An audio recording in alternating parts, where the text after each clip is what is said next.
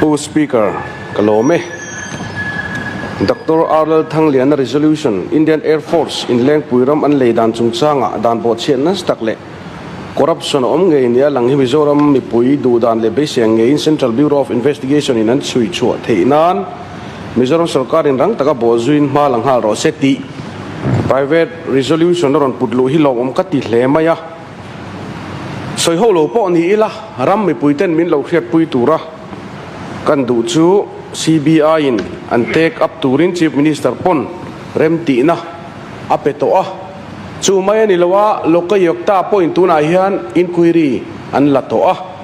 land revenue settlement ate po andu te po min ron zot to kai pon e file ate po kalo approve to ani bu speaker iveilama mi te na he resolution an ron putlu apulu tu hian thlang fu lo dewin ka ria a subject affluent lo le in ka ria cái này đàn xem nhìn lâu thằng hít là thung về LLB zir về chỗ khác anh sáng hít pan hít về khan đàn lắm sẽ lâu tắc mấy thì chúng xì in đàn sẽ dọc tên thì là anh cày lệch nó sạt lút có ván cái lâu in chia nó sẽ em tổ mày hết mình chúng ta hiện press po voi nị cái mắt sầm tổ January ni sầm thum pakhat sáng thì sầm nị paruk lệ February ni ruk sang hi som ni paruk khan press meet ma thi lom ziate talo soi ve to nili thani Council of Minister chu khom thu nu fualin Chief Minister in hei kan au na sa to party pani MNF le Congress ten CBI chui an chau thu te po an au puina sa ngati nge an chui tu ti tu thu an vat ngồi rei pui về tin zo na asiama kein revenue minister kanida en ka changa engma an thom ri wa kheta ni ta lo wangin ZPM hian CBI ya chui tu ren thelu ma u kan tia chu ni li kha February ni li kha nia kan thu te kan lo zep lem lo wa khami zanda ko vela khan MNF mang ang khan anin ron chuk ka CBI thelu turan tia an rita chu ka atu ka Congress lampon nuaman tilawan an tileta ZPM PSC chuan hei party pani kan chau chuak ta boka aruling le zelina thelu chu afel love an tia ti chuan MNF le Congress thelu chu kan ring ta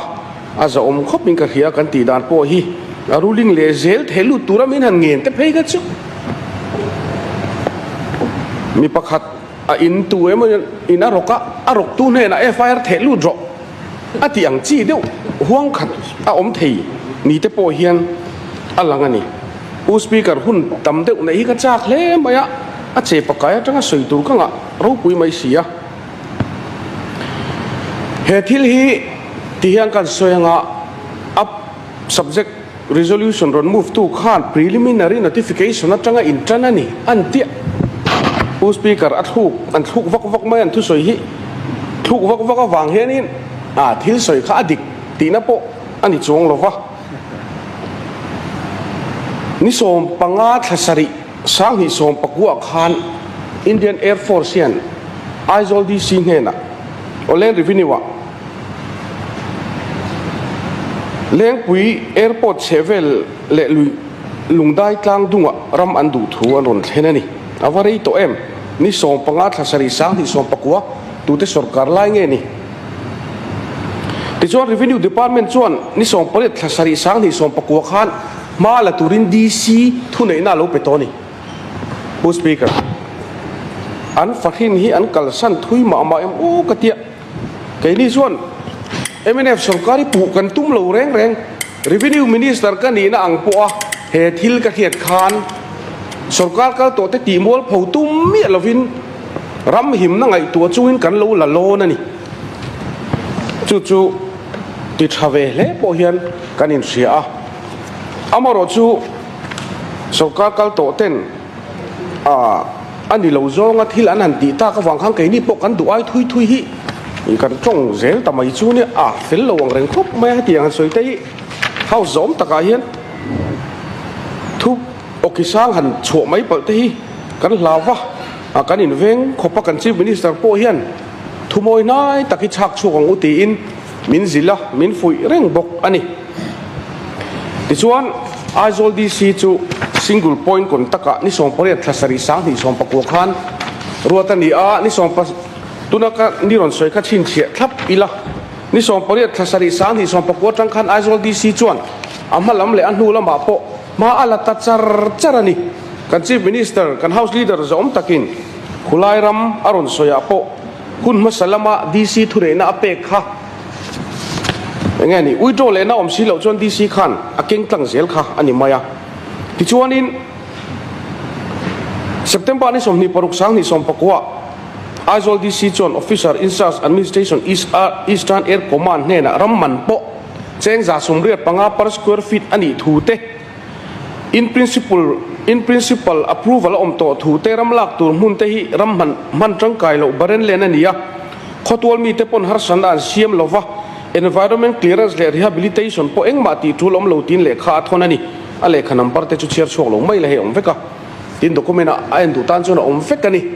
เฮงทรงฮีกันสุรการดอนเล่ดอนโลปกันเรียนมาเอ็งกิมโลตีเฟลโตอันนี้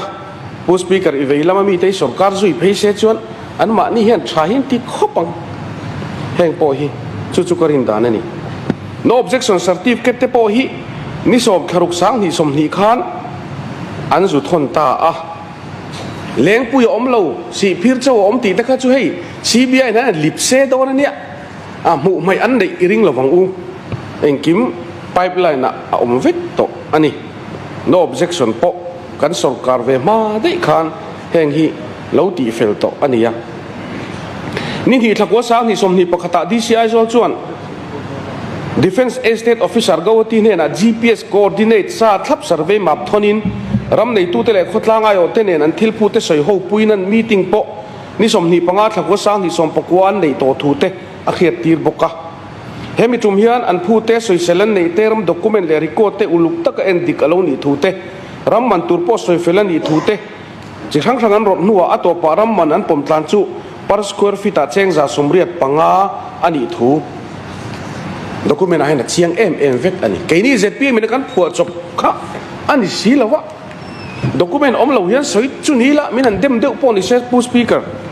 เดมที่ตักกันเดียงอ่ะมาเราช่วยส่งทิลอมซาอันนี้โอเล่ผู้ดิพูติสปีกเกอร์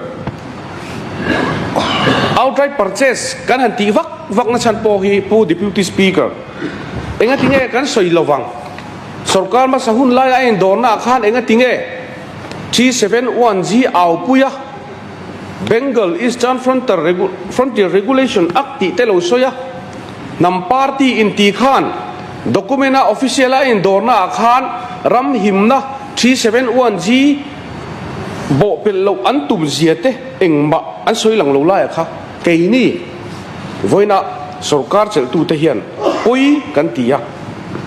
เรียนคุยชนดานะกันอินดอร์โชว์เซลน์ตัวรับปกเฮ้ยกันเครียดโชว์อาจูคบไหมผู้ดิพูติสปีกเกอร์นี่กุมมาร์ซิสอมปกติให้เฮาจอมตะการเฮียน Right to Fair Compensation Act รัฟเฟกเลอร์2013ค่ะกับผู้รู้ตันนี้ข้าด่านข้าเกาหัดีHigh Court Division Bench ส่วนรำลักน่ะด่านฮี T71G Transfer of Ownership น่ะอาศัยเละpermanent น่ะรำอินเป็กน่ะตูนิโลหุ่นบินในอังเนนที่จวนไงกบโลตัวนี้ตีนไฮโคร์ทรูลิงฮีอโลอมตัวนี้ข้ามินิมาร์ซิโซปะขัดจิงอาคาร ZPM legislature member เตจุกันทุกคนมารัฟเฟกเลอร์2013ที่กันพูดโดนนะไฮโคร์ทรูลิงโปโลอมตัวนี้371Gเนี่ยพอหิมคบไหมอะอามารถชู MNF 10 371G มังอินอันนั้นสวยสบเทียเองที่เงี้ยยังตีแต่กันอิน prepare นี่จุดนี้จวนผู้เล่นบอลผู้ยปุ่นเทียนผู้ชันโซ่บวยเร่งสุMNF นั้นเวตักเราเองมาอันนั้นสวยเราฟังกันที่อติอังเงยขลัมเร่ใครเวลามีเทนนั้นสวยตลอดวันนี้ผู้สปีกเกอร์ผู้นักเรียนเสีย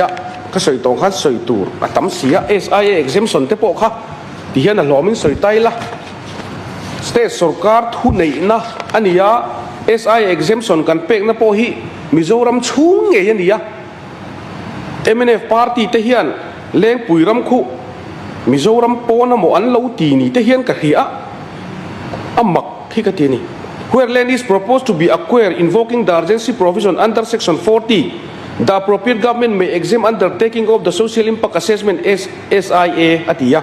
chapter 3 E1 na chuan in relation to acquisition of land situated within the territory of a state the state government chung ram SIA exemption pe hi appropriate authority thu ani ti lai hi as engedi in hial na man zui chi po ani vak lo hei hi chu pu deputy speaker kan state ram chunga bi ani ya ole to toy te ina top kan siam mai anga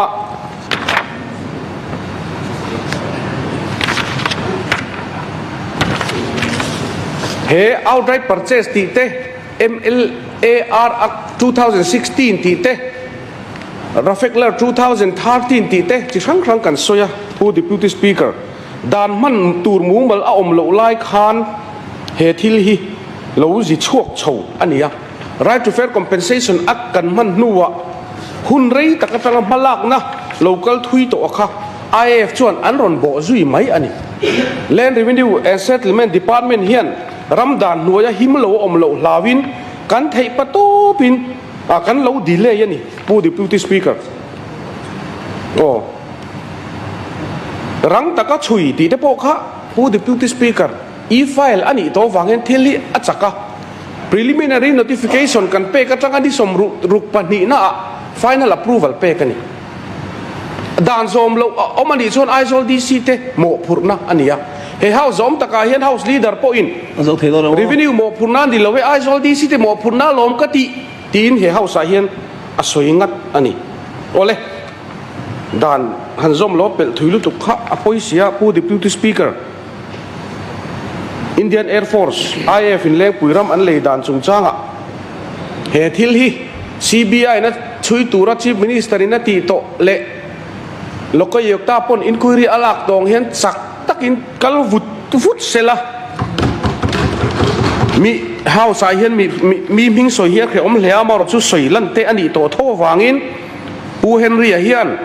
ZPM sarkar ma khan khor nga borvel in peturin in rem siam na om ti thu te po asoyani chu ni kan zui tur chu pu speaker pu deputy speaker khang zong kha khechungin kan ngoi ngului ngar ania kan soi thadu lova sarkar kal to te mong lim hi tul kherin kan selova chu pe ve ta em le eti mo chu pe ve ta em le an chui do na lom ni lo pu deputy speaker pu bon pu soi tur anga chu wang chona votu in e ka che ti hi i veila ma bi te han chang don in ka ria ka lo me chui ngei te se